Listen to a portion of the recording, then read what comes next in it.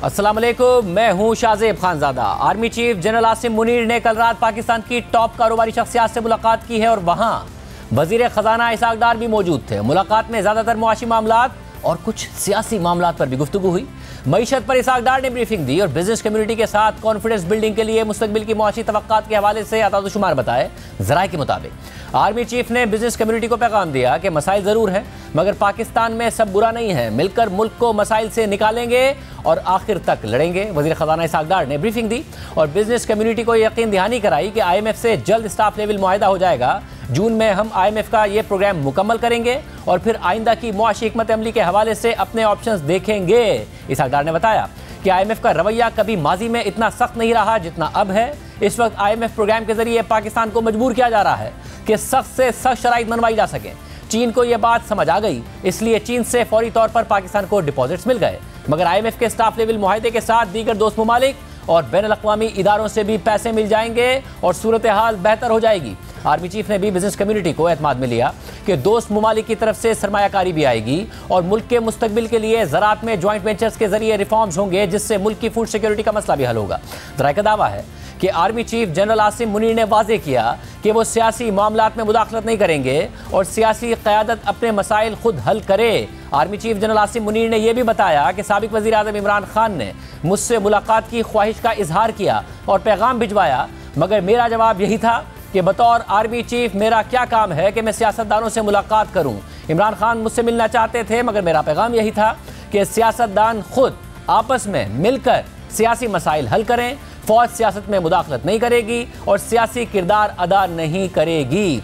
Army chief से मुलाकात के लिए इमरान खान के पैगाम की खबरों पर रद्द-ए-अमल देते हुए तहरीक इंसाफ के रहनुमा फवाद चौधरी ने ट्विटर पर लिखा है कि इमरान खान ने कभी आर्मी चीफ या उनके किसी नुमाइंदे से मुलाकात की कोई दरख्वास्त नहीं की। इसी तरह सदर ने भी शहबाज शरीफ से मुलाकात के लिए आर्मी चीफ की कोई तजवीज़ लेकर चेयरमैन PTI से कभी राब्ता नहीं किया। इस हवाले से कयासराइयाँ बेबुनियाद हैं। फवाद चौधरी ने दावा कर दिया, मगर खुद इमरान खान 3 मार्च को सहाफ़ियों से मुलाकात में कह चुके हैं कि मुल्क की बेहतरी के लिए आर्मी चीफ से बात करने को तैयार हूं। अब कोई बात करने को तैयार नहीं है तो मैं क्या करूं। इस पर वज़ीर दिफा ख्वाजा आसिफ ने कहा है कि इमरान खान एस्टैब्लिशमेंट के तरले कर रहे हैं। अमेरिका के भी गोडे गिटों को हाथ लगा रहे हैं, उनके भी पाँव पकड़ रहे हैं, पाकिस्तान की एस्टैब्लिशमेंट के भी पाँव पकड़ रहे हैं। इस सब के पाँव पकड़ेगा ये इसमें हिम्मत है ही नहीं है जब तक जो है इसको वेंटिलेटर ना लगाओ पीछे। इंटेलिजेंस एजेंसीज का, एस्टैब्लिशमेंट का कोई हिम्मत नहीं है।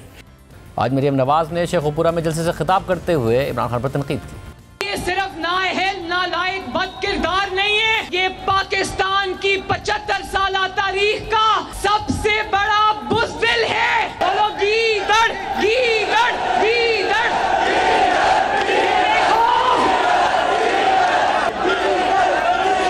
जब से मुकदमात शुरू हुए घर से नहीं निकला, कौम को भाषण देता है खौफ के बुत तोड़ो। बुज़दिल इमरान खान जाने वाले का गिरबान पकड़ता है, आने वाले चीफ के पैर पकड़ता है। पहले एहतसाब होगा फिर इंतखाब होगा, पहले तराजू के दोनों पलड़े बराबर किए जाएंगे फिर इंतखाब होगा।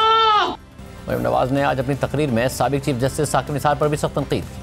साकिब निसार कहता है कि मरने के बाद अब किताब शाया करूंगा, उसमें सच लिखूंगा। उस वक्त मौत याद नहीं थी जब किसी के कहने पर एक बेगुनाह शख्स को तुमने सजा दी। उस वक्त मौत याद नहीं थी जब तुमने तहरीक इंसाफ की इलेक्शन कैंपेन चलाई। अब पता है ना कि पोल खुलने वाले हैं, पोल खुल रहे हैं तो कह रहे हैं मेरा व्हाट्सएप हैक हो गया। तुम्हारा व्हाट्सएप हैक नहीं हुआ, तुम्हारे फैसलों की वजह से पाकिस्तान की तरक्की हैक हो गई। कौम के नौजवानों का मुस्तकबिल अंधेरे में धकेल कर इसको अपने बच्चों की फिक्र लाहक हो गई, कौम के बच्चों की कोई फिक्र नहीं। कौम के बच्चे रुल गए और इसका बेटा आज भी लंदन में ऐश कर रहा है। साकिब निसार झूठा कल कहता है कि मैंने इमरान खान को सादिक और अमीन होने का पूरा सर्टिफिकेट नहीं दिया था। आधा सर्टिफिकेट कौन सा होता है। दूसरी तरफ आज इस्लामाबाद हाई कोर्ट से इमरान खान को एक बार फिर रिलीफ मिल गया है। अदालत ने आज ही इमरान खान की उनके वारंट के खिलाफ दरख्वास्त पर समाअत की और आज ही उनके हक में फैसला सुना दिया और इमरान खान को 13 मार्च को तोशाखाना केस में डिस्ट्रिक्ट एंड सेशन जज की अदालत में पेश होने का हुक्म दे दिया है और उस वक्त तक इमरान खान के नाकाबिल जमानत वारंट मुअत्तल कर दिए हैं, जिसके बाद एडिशनल सेशन जज जफर इकबाल ने 13 मार्च को तोशाखाना रेफरेंस की समाअत मुकर्रर की है और कहा है कि इमरान खान फर्द जुर्म की कार्रवाई के लिए 13 मार्च को अदालत में पेश हों, जबकि आज इलेक्शन कमीशन में तौहीन के केस में भी एक अहम पेशरफ्त हुई है और इलेक्शन कमीशन ने इमरान खान और फवाद चौधरी के काबिल ज़मानत वारंट गिरफ्तारी जारी कर दिए हैं और आज इस्लामाबाद को हिदायत की है कि इमरान खान और फवाद चौधरी को 14 मार्च को पेश करें। इलेक्शन कमीशन के फैसले के मुताबिक इमरान खान और फवाद चौधरी दानिस्ता तौर पर इल्तवा मांगते हैं। ये कमीशन की तज़हीक के मुतरादिफ है, इनका रवैया काबिल कबूल नहीं। इमरान खान और फवाद चौधरी की कमीशन के सामने गैर हाज़िरी दानिस्ता है। तहरीक इंसाफ के रहनुमा फवाद चौधरी ने इलेक्शन कमीशन के फैसले पर ट्वीट किया कि इलेक्शन कमीशन का ऑर्डर लाहौर हाई कोर्ट के अहकामात की खिलाफ वर्जी है। इलेक्शन कमीशन को तौहीन अदालत में हाई कोर्ट में तलब करवाएंगे। इसके अलावा आज इमरान खान की तोशाखाना केस में पेशी थी, उन पर फर्द जुर्म आयद होनी थी, उनके नाकाबिल ज़मानत वारंट निकले हुए थे, मगर इसके बावजूद इमरान खान सेशन अदालत में पेश नहीं हुए।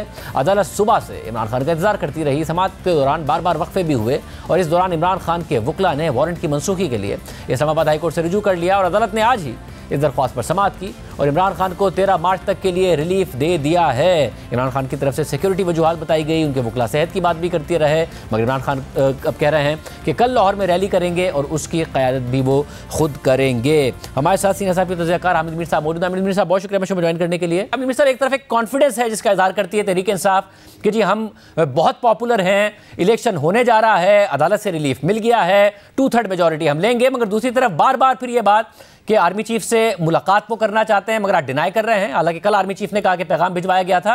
क्या इतलात है आपके पास, एग्जैक्टली क्या हो रहा है?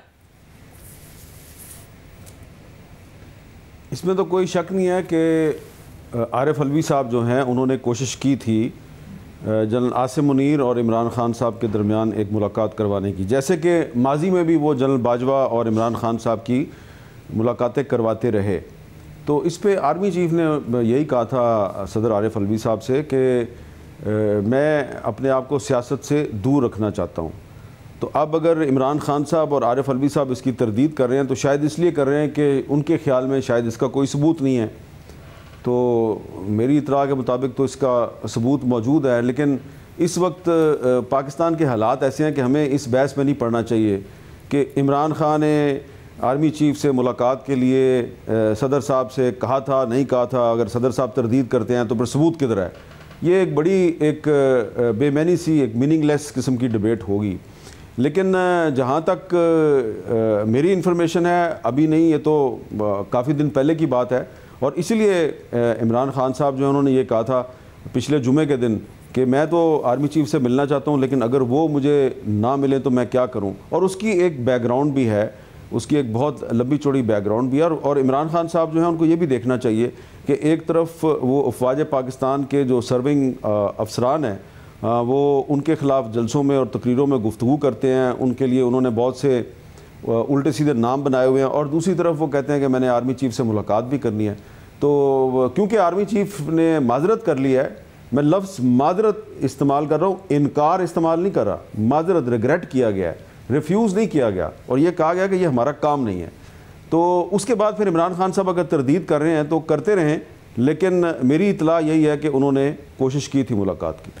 सब मगर इस सब में ज़ाहिर अगर आर्मी चीफ ये कह रहे हैं कि जी सियासतदान खुद अपने मसाइल हल करें, सियासत में मुदाखलत नहीं करेंगे, मगर इमरान खान साहब तो इस बात को मानने को तैयार नहीं हैं।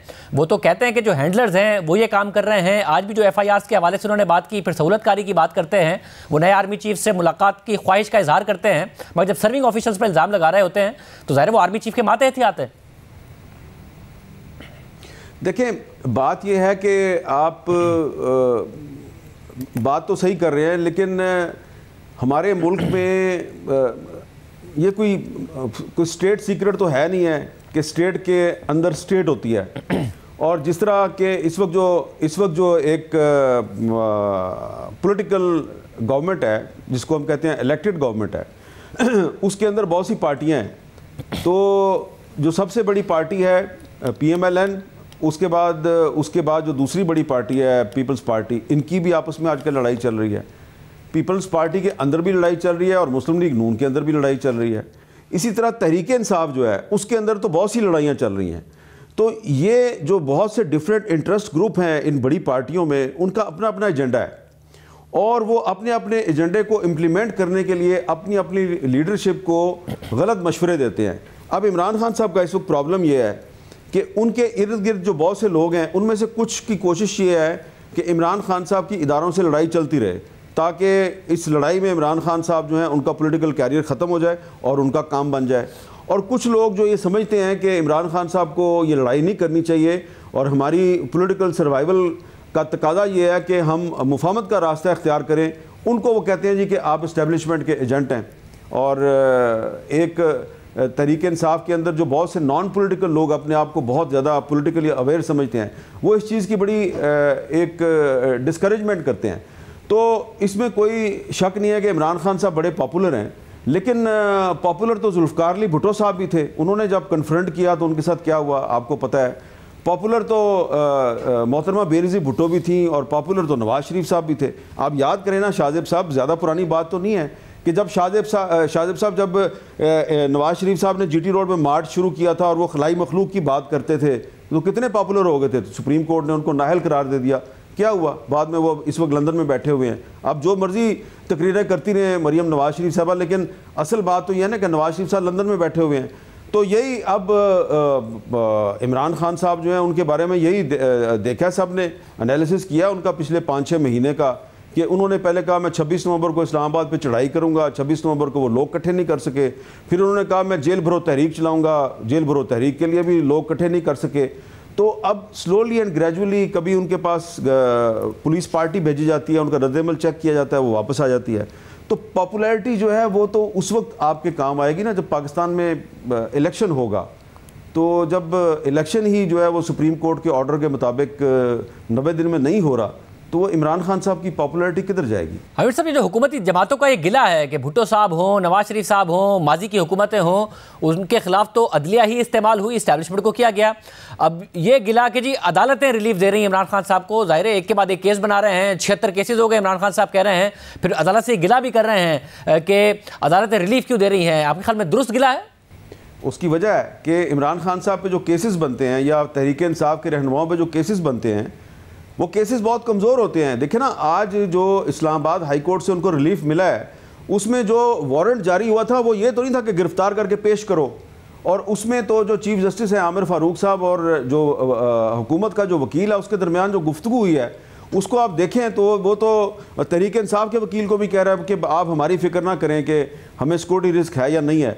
तो आप जितने भी मुकदमात हैं आप देखें, जो इमरान खान साहब पे इस हुकूमत ने कोई 76 के करीब 76 के करीब जो मुकदमात बनाए हैं और बाकी जो रहनुमाओं के ख़िलाफ़ बनाए हैं, आप ज़रा शाहजेब साहब एक कोशिश करें और उनकी FIRs मंगवाएं और उनको पढ़ें और देखें कि कितनी भूंडी किस्म की, कितनी बूदी किस्म की, कितनी कमज़ोर FIRs हैं। तो अदालत क्या करे जब आप अदालत में कोई सबूत भी पेश नहीं करते? आप जो जनरल अमजद शुएब साहब के ख़िलाफ़ जो FIR थी वो कोई FIR थी कि मैंने देखा कि वो TV प्रोग्राम में उन्होंने ये बात की है तो मुझे ऐसा लगा कि ये तो रियासती इदारों के ख़िलाफ़ भड़का रहे हैं तो इनको गिरफ़्तार कर लिया। तो इमरान खान साहब पे ज़्यादातर जो FIRs हैं वो पिछले साल सेक्शन 144 की खिलाफ वर्जी की हैं। एक दफ़ा 144 की खिलाफ वर्जी की आपने FIR दर्ज की हुई हैं। 2-3 सिर्फ मुकदमे हैं उन पे, एक वो इलेक्शन कमीशन में जो फॉरेन फंडिंग केस है और एक जो मिस डिक्लेरेशन का केस है और एक तोशाखाना का केस है। बाकी तो सारे के सारे केस हैं जिनमें आपको लग रहा है कि अदालतों से रिलीफ मिल रहा है।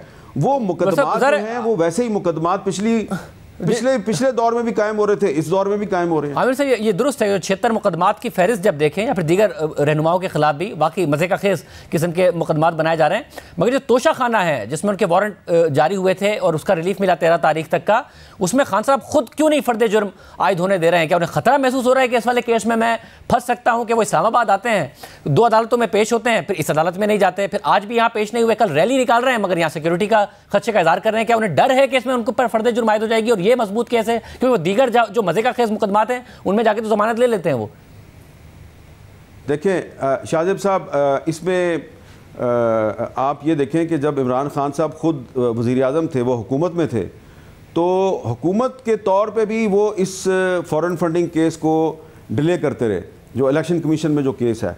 और उसके बाद फिर वो जब हुकूमत से निकले तो भी वो इस केस को वो डिले करते रहे और ये कई साल से अकबर एस बाबर साहब का केस चल रहा है।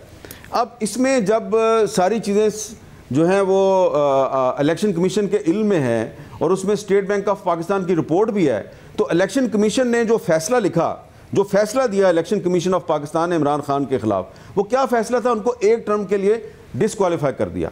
तो मैं पहले भी आपको कई दफ़ा कह चुका हूँ कि हमारा पाकिस्तान में मीडिया इतना आज़ाद नहीं है, सारी बातें जो हैं वो टीवी की स्क्रीन पे नहीं आ रही होती, आपको नहीं पता होता। तो जब इमरान खान साहब चीफ़ इलेक्शन कमिश्नर पे तनकीद करते हैं और तकरीरों में वो उनकी ऐसी तैसी करते हैं और फिर वो उनको तौहीन का नोटिस देते हैं, तो उसकी भी एक बैकग्राउंड है ना। तो इलेक्शन कमीशन जो है वो देता ना एक फ़ैसला वैसा ही देता जैसा कि बाकी जो रहनुमा है, बहुत से इलेक्शन कमीशन ने बहुत से रहनुमा जो है उनको डिसक्वालीफाई किया, एक टर्म के लिए नहीं किया, फॉरएवर कर दिया। तो इमरान खान पे क्या मसला था, किसका प्रेशर था? चीफ इलेक्शन कमिश्नर साहब आज बता देना कौम को कि उनको कहाँ कहाँ से फ़ोन आ रहे थे, किस किस का फ़ोन जो है उन्होंने सुना, व्हाट्सएप कॉल किस किस की उनको आती थी, बता दें कौन उनको बुलाता था पिंडी में और उनके साथ मुलाकातें करता था और उनसे कहता था कि या तो तुम इस्तीफ़ा दे दो या पाकिस्तान में इलेक्शन करवाओ। तो सारी बात बताएं ना चीफ इलेक्शन कमिश्नर साहब, फिर आपको भी समझ आ जाएगी कि इमरान खान साहब को एक्चुअली रिलीफ कहाँ से मिलती रही है। मतलब तो इस सब में जो आप पहले नुक्ता उठा रहे थे कि जो अदालत का फैसला है उस पर अमल होता नहीं नजर आ रहा है, क्योंकि अब तो मरीम नवाज साहब भी कैंपेन के मोड में हैं, आसिफ जरदारी साहब ने भी कैंपेनिंग शुरू कर दी है, मौलाना फजल रहमान भी बाहर आ गए हैं, इमरान खान साहब कल रैली करने लगे हैं, इलेक्शन होते नहीं नजर आ रहे हैं 30 अप्रैल को, उसके बावजूद आपको? नहीं, मुझे ये जो सुप्रीम कोर्ट का फैसला है 90 दिन के अंदर इलेक्शन कराने का जो हुक्म दिया है सुप्रीम कोर्ट ने, मेरी ज़ाती राय में, मेरे ज़ाती ख्याल में इस पर अमल दरामद होना चाहिए। ये सुप्रीम कोर्ट का फ़ैसला कोई मजाक नहीं है, लेकिन ख़बर मेरी यही है कि इस पर अमल दरामद नहीं होगा और इस पर यह कहा जाएगा, वजारत ख़जाना कहेगी जी कि हमारे पास पैसे नहीं हैं, हमने इलेक्शन कमीशन को जो पैसे देने थे वो हमारे पास अभी नहीं है, वजारत दाखिला कहेगी जी हमारे पास सिक्योरिटी फोर्सेस नहीं हैं, और फिर एक टेक्निकल हिच जो है वो प्लानिंग मिनिस्ट्री जो है वो क्रिएट करेगी कि जी मुर्दमशुमारी होनी थी, सेंसिस होना था, वो भी नहीं है। तो ये बहुत सी टेक्निकल मामलात और फाइनेंशियल मामलात जो हैं इनको इकट्ठा करके वो कहेंगे जी इलेक्शन जो है वो एक ही दिन करवा लें, कौमी और सूबाई असम्बलियों के इलेक्शन आप एक ही दिन करा लें, सितंबर अक्टूबर में किसी दिन करवा लें। तो ये हुकूमत की स्ट्रेटजी मैं आपको बता रहा हूँ, अभी तक तो ये है, लेकिन मेरी ज़ाती राय में, ज़ाती ख्याल में सुप्रीम कोर्ट के हुक्म पर अमल दरामद होना चाहिए। बहुत शुक्रिया आमिर साहब की राय आपने सुनी। हुकूमत क्या सोच रही है, राना सनाउल्लाह साहब हमारे साथ मौजूद होंगे एक ब्रेक के बाद। हमारे साथ वज़ीर दाखिला राना सनाउल्लाह साहब मौजूद हैं। साहब बहुत शुक्रिया मैं शुमार ज्वाइन करने के लिए। साहब सबसे पहले कल आर्मी चीफ ने बिजनेस कम्युनिटी से मुलाकात की, इसहाक़ साहब भी वहाँ मौजूद थे, उन्होंने बताया कि इमरान खान साहब मुलाकात की ख्वाहिश का इजहार किया, मगर जवाब यही है कि जी खुद सियासी जमातें मिलकर अपने सियासी मसाइल हल करें। तो क्या अब हुकूमत कम से कम चाहती है कि अब इमरान खान साहब को अप्रोच करें, आप लोग करेंगे इनिशिएटिव ताकि ये मसाइल हल हों, बात आगे बढ़े? देखिए जी, सही सिमत तो यही है कि सियासतदानों के मसाइल और सियासतदानों के मामला सियासतदानों पे छोड़े जाएं और वो जो है वो अपने मामलात को हल करें। और अगर ऐसा हुआ, जो कि ऐसा इस वक्त हो रहा है और उम्मीद है कि इंशाअल्लाह ताला चीफ़ ऑफ आर्मी स्टाफ का जो अज़्म है वो बरकरार रहेगा, तो फिर सियासतदान अपने मसले जो हैं वो हल कर लेंगे। ये समझ आ जाएगी इमरान खान साहब की समझ में कि जो वो ये कहता है कि मैं किसी और से तो मिलने को तैयार हूँ, कोई और मुझे ना मिले तो मैं क्या करूँ, लेकिन इनके साथ यानी सियासतदानों के साथ अपनी जो है वो अपोजिशन के साथ जो है वो मैं बैठने से पहले बेहतर है मैं मर जाऊँ। मैं इनके साथ बैठ नहीं सकता, मैं इनके साथ बात नहीं कर सकता। ये सारे चोर हैं, ये सारे डाकू हैं, हालांकि अपनी चोरियां और अपने डाके जो हैं वो इस वक्त ज़बाने ज़दे आम हैं। तो ये जो उसका रवैया है, जो उसने 3.5 पौने 4 साल रवा रखा अपोजिशन के साथ, और ये जो रवैया है उसका जो उसने पिछले 10-11 माह से रवा रखा हुकूमत के साथ, ये रवैया असल में इस मुल्क के मसाइल की बुनियादी वजह है। वैसे जो माजी में उनका रवैया रहा है जो इस मुल्क को अदम इस्तेहकाम से 2-4 करेगा। साहब जो माजी में उनका रवैया रहा वो अपनी जगह पर है, जो उनके स्टेटमेंट रहे कि नहीं बात करूंगा वो भी अपनी जगह पर है, मगर अब आप लोगों का जो रवैया है 76 मुकदमात उनके खिलाफ आप लोगों ने कर दिए हैं। अब 76 मुकदमात में वो अपनी जमानतें कराएं और आपसे मुज़ाकरात भी करें, ये फिर आपका कैसा रवैया है? वो कैसे टेबल पर आएंगे? 76 मुकदमात कोई कम मुकदमात है और बहुत सारे तो मज़े का खेज मुकदमात हैं। नहीं, इस रवैये का हल ही ये है, यानी जो इसका इंतहाई मुतकब्बराना, इंतहाई जो है वो गैर जमहूरी रवैया है, उसका यही तरीका है कि ये जो करे, जहाँ पे ये वायलेंस करे, चाहे कोई ट्रैफिक का इशारा तोड़े, चाहे ये किसी को गाली दे, चाहे किसी को धमकी दे, इसके ख़िलाफ़ FIR होनी चाहिए, ताकि इसे कम से कम जो है वो वक्त मिले बुरी बातें सोचने का, नफ़रत फैलाने का, तकब्बर फैलाने का, और पाकिस्तान के ख़िलाफ़ जो है वो मनफी जो है वो रुझानात को फ़रोग़ देने का। और ज़्यादातर टाइम जो है इसका इसी मसरूफ़ियत में गुज़रे, एक अदालत से निकले दूसरी में जाए, दूसरी से निकले तीसरी में जाए, एक तारीख़ से फ़ारग हो तो अगले दिन दूसरी तारीख़ हो, उससे फ़ारग हो तो तीसरे दिन तीसरी। मतलब इसमें आप कामयाब हो कहाँ रहे हैं मैं समझता हूँ, लेकिन एक बात मेरी सुन लें, इसके ख़िलाफ़ कोई मुकदमा, ये मेरी ज़िम्मेदारी है, कोई मुकदमा ऐसा दर्ज नहीं हुआ कि जो जुर्म या जो गलती इसने ना की हो। ये आप भले ये 76 FIR मेरे सामने रख लें, मैं एक एक को साबित कर सकता हूँ। जो इलेक्शन कमीशन वाला मामला है कि हमले वाला, उसमें वो वहाँ मौजूद भी नहीं थे, वो FIR भी आपने उनके खिलाफ कर दी है, जिसकी भी उन्हें ज़मानतें करानी पड़ रही हैं, वो मौजूद भी नहीं थे वहाँ पर। नहीं, बिल्कुल इनकी इमा पे और इनके कहने पे सारा कुछ हुआ। ये सिर्फ ख़ुद जो है ये अपना शर नहीं फैलाते, ये ख़ुद अनारकी और अफरा तफरी नहीं फैलाते, बल्कि ये उसका सोर्स है। ये मुस्तकिल तौर पे जो है वो पाकिस्तान की नौजवान नस्ल को भी और अपने वर्कर्स को भी जो है वो अनारकी अफरा तफरी का दर्स देता है।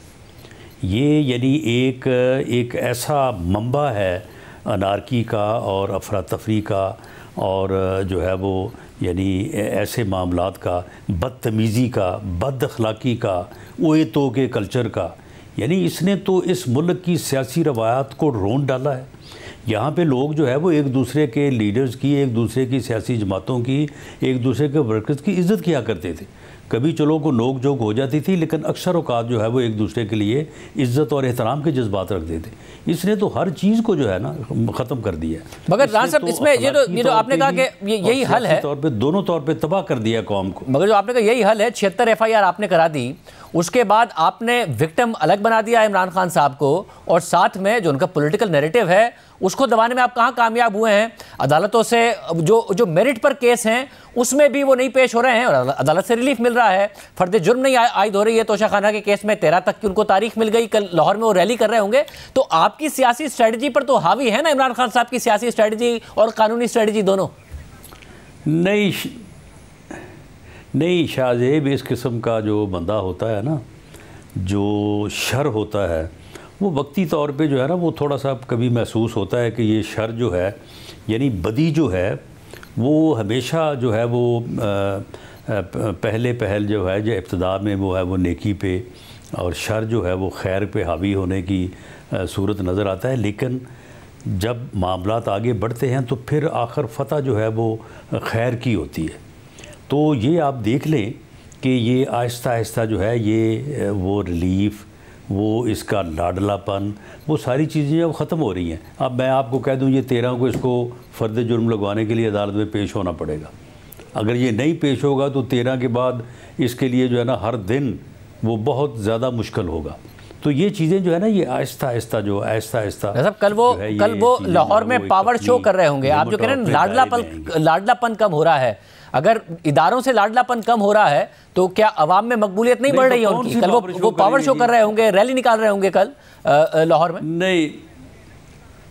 नहीं सुन लें, नहीं देखें शाहजेब, इसमें तो कोई शक नहीं, हमें खुद एहसास है, हम खुद ये बात करते हैं, किसी ने और ने क्या कहना है कि महंगाई जो है वो ना इससे कंट्रोल हो रही थी 3.5-4 साल, इसका 3.25-4 साल इसका भी यही हाल रहा।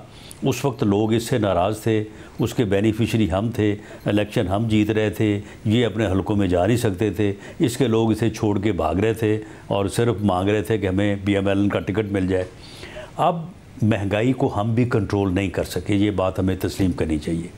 जब हम नहीं कर सके तो लोग हमसे नाराज़ ज़रूर हैं, लोग हमसे ज़रूर मुतालबा करते हैं कि हम जो है वो महंगाई को कम करें और लोगों की जो है वो सूरत हाल को बेहतर करें।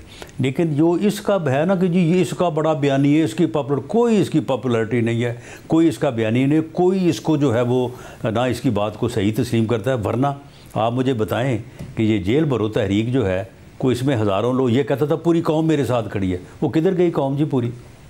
कि किसी जगह पे जो है वो 200-250 से ज़्यादा बंदे नहीं हुए और 70 से ज़्यादा जो है वो किसी ने गिरफ्तारियाँ नहीं पेश की। ये कहता था मैं पिंडी जो है वो लोगों का समुद्र ले के आऊँगा। कहाँ था वो समुद्र? मगर राना साहब, अगर वो कौन सा समुद्र था? अगर लोग सड़कों पर आकर, ये इलेक्शन का भी इसका हुआ है। इलेक्शन भी मैं आपको ये बता दूँ कि मियाँ नवाज शरीफ तशरीफ़ ले आएँ, वो PMLN की क़यादत करें, वो हमारी जो PMLN की जो इलेक्शन कैंपेन है उसको लीड करें। हम इलेक्शन भी आपको जीत के दिखाएंगे। और जिस तरह से इसके तमाम एहतजाज, लॉन्ग मार्च, जेल भरो, समुंदर लाना था, ये सारे नाकाम हुए और अवाम ने इसका साथ नहीं दिया। इलेक्शन में भी लोग इसका साथ नहीं देंगे। राजा साहब, मेरा ख्याल है सिग्नल ठीक जा नहीं रहा है नवाज शरीफ साहब को। आप लोग मुख्तलिफ शोज़ में आके, आप भी, दीगर रहनुमा भी कहते हैं कि नवाज शरीफ साहब आएंगे तो फिर हम इलेक्शन जीत जाएंगे, कैंपेन करेंगे। मुझे लगता है सही तरीके से ट्रांसमिशन नहीं हो रही है वहाँ पर। वो सुनते ही हैं कि जैसे नवाज शरीफ साहब शॉपिंग करने के लिए या खाना खाने लंदन में निकलेंगे तो आप इलेक्शन जीत जाएंगे, क्योंकि करते वो हैं, पाकिस्तान नहीं आ रहे हैं वो। नहीं, मेरी उनसे बात हुई है और बहरहाल उन्होंने, वो आपके इल्म में है कि वो हमेशा अपने इरादे और अपने जो मामलात हैं उनके ऊपर बहुत ज़्यादा वो जो है वो बात नहीं करते। तो मेरी उनसे बात हुई है और मुझे उम्मीद है, और उनको हमने ये बावरी भी करवाया है, मेरे अलावा बाकी भी सारे दोस्त यही बात करते हैं। इंशाअल्लाह ताला अगर इलेक्शन हुए तो वो इलेक्शन से पहले यहाँ पे इस मकसद के लिए, इलेक्शन कैंपेन के लिए अवेलेबल होंगे। अगर क्यों कह रहे हैं आप? अदालत का हुक्म आ गया, इलेक्शन कमीशन की तारीख आ गई 30 अप्रैल की। नहीं, अगर तो इसमें है, और अगर जो है वो काफ़ी बड़ा अगर है, और अदालत ने अगर फ़ैसला दिया है तो अगर भी अदालत के फ़ैसले से मशरूत है और आइन के मुताबिक होना है। आइन में सिर्फ 90 दिन का हिंसा नहीं है, आइन में और भी बहुत कुछ है। तो उसके मुताबिक जो भी मामला चलेंगे, आइन के मुताबिक चलेंगे, कानून के मुताबिक चलेंगे, अदालत के फ़ैसलों के मुताबिक चलेंगे। तो इसलिए जब भी होंगे, वो 2 महीने में हो जाएं या वो 6 माह में हो जाएं, तो इंशाअल्लाह ताला PMLN की कैंपेन, इलेक्शन मुहिम जो है वो इंशाअल्लाह भरपूर होगी और मियां नवाज शरीफ साहब की ज़ेरे क़यादत होगी। लेकिन अगर को अभी आप रहने दें, इसको निकाल लेना। अच्छा, अगर को रहने दें तो इस अगर में ये भी है कि आप लोग चाहते हैं किसी भी तरीके से कि इमरान खान के खिलाफ कोई फैसला आए, मगर उसमें कामयाबी इसलिए नहीं हो रही है कि वो तो फर्द जुर्म भी नहीं आयद होने दे रहे हैं। वो अदालत से कहते हैं कि आपके यहाँ सिक्योरिटी नहीं है इसलिए नहीं आ रहा, हालांकि उन पर हमला रैली में हुआ था और वो कल रैली निकाल रहे होंगे लाहौर में, मगर अदालत से उनको रिलीफ मिल जाता है। तो आप लोगों की इसमें तो कामयाबी होती नहीं नजर आती है कि उनके खिलाफ कोई केस में कोई फैसला आ जाएगा। ये रैली निकालना जो है ना, यही इस बात का सबब बनेगा कि इसको अदालतों में हाज़िर होना पड़ेगा, और अदालतों में इसे, अब ठीक है, ये जितना किसने भाग दौड़ करनी थी वो इसने कर ली है। तो इतनी की भाग दौड़ तो खैर बनती भी थी इसकी, लेकिन अब इंशाअल्लाह ताला ये टोकरे के नीचे आ जाएगा और ये फ़र्ज जुर्म भी इसके ऊपर लगेगा और केस जो है वो इसके ऊपर साबित हैं। अब आप मुझे देखें ना कि ये कहता था मदीना की रियासत, रूल ऑफ लॉ, अदालत की इज़्ज़त, ये सारी बातें करता था ना। अब कहाँ है इसकी बातें? यानी हर वो बात जो इसने की है उसके उलट इसने जो है वो अमल किया है। यानी ये इसका करैक्टर जो है वो लोगों के ऊपर अयां हो रहा है, लोगों के सामने जो है ये जो है एक्सपोज हो रहा है, और ये मैं समझता हूँ कि अच्छी बात है। ये चीज़ जो है वो इलेक्शन में हमें मददगार साबित होगी। देखते हैं फिर इलेक्शन में क्या होता है। राना सनाउल्लाह साहब हमारे साथ मौजूद थे। प्रोग्राम में एक ब्रेक शामिल करते हैं, कुरान पर बात करेंगे।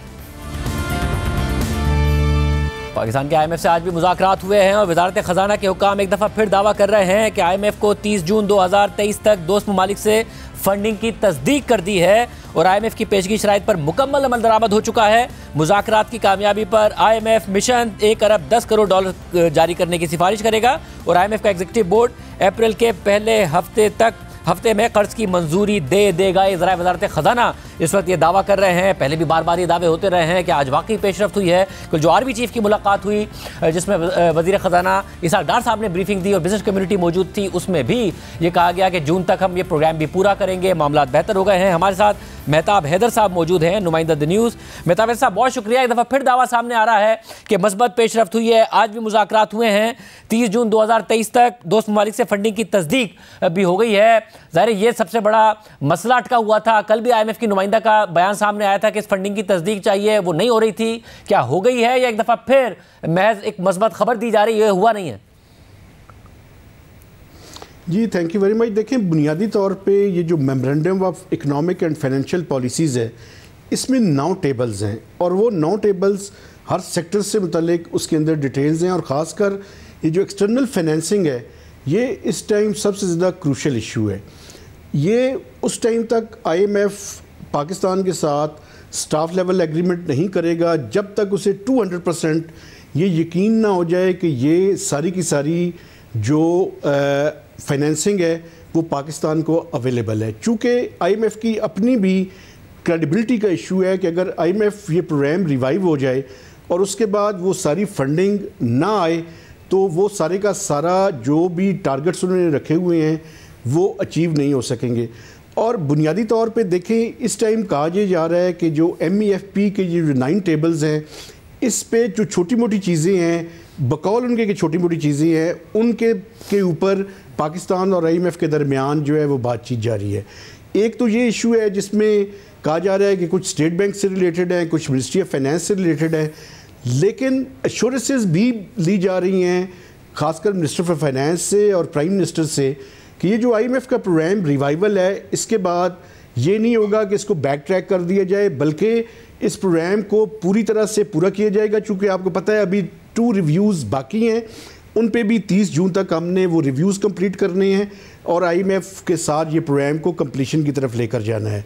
तो एक तरफ एक्सटर्नल फाइनेंसिंग में जो डाइवर्जेंस थी स्टेट बैंक यानी मिनिस्ट्री ऑफ फाइनेंस और IMF के दरमियान, वो कुछ $2 बिलियन की है। एक तो उसको रिकनसाइल करना है और दूसरा उन्होंने जब तक कंफर्मेशन उनको नहीं हो जाती तब तक स्टाफ लेवल एग्रीमेंट नहीं होगा और वो यही कंफर्मेशन लेने के लिए उनके साथ जो है वो बातचीत जारी है। अभी कल का मैं आपको बता सकता हूँ कि मिनिस्ट्री ऑफ फाइनेंस ने उन्हें ये बताया है कि चाइना से जो $2 बिलियन का रोल ओवर होना है, उसके लिए हुकूमत पाकिस्तान ने उनको लेटर लिख दिया है और उम्मीद ये की जा रही है कि by end of this month वो $2 बिलियन भी हो जाएगा। ये उसके अलावा है, ये सेफ डिपॉजिट्स हैं, ये उसके अलावा है जो हम कमर्शियल रीफाइनेंसिंग चाइना से हासिल कर चुके हैं। इसी तरह सऊदी अरब की जो एडिशनल डिपॉजिट्स हैं उसकी कंफर्मेशन पे IMF और पाकिस्तान जो है कोशिश कर रहे हैं और जब ये सारी हो जाएगी